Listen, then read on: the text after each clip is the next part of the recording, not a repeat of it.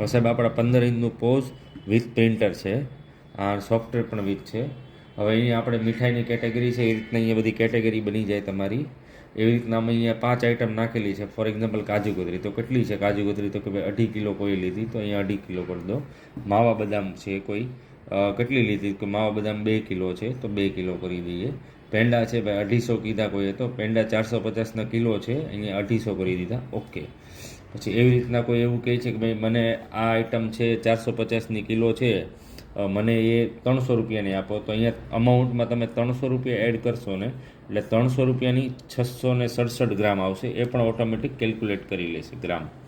પછી પે નાવ કરશો એટલે કસ્ટમર કઈ રીતે પૈસા આપે છે નાખો. ડિસ્કાઉન્ટ આપવું હોય, કસ્ટમરનો મોબાઈલ નંબર આ કંઈ જોતું હોય તો તમે રાખી શકો છો. અને ક્વિક પેમેન્ટ, એટલે આ રીતના ઇન્વોઇસ બની જશે. એ આ રીતના આખું બિલ બની ગયું. પછી અહીંયા તમે આઈટમ અનલિમિટેડ એડ કરી શકો છો.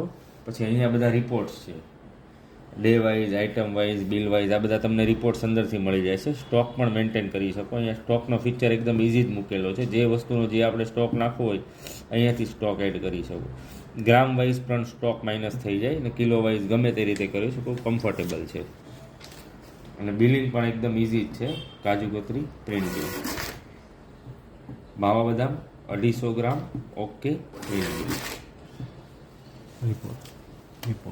રિપોર્ટ બતાવી દીધો, આવી ગયા ને report, item wise report, bill wise report.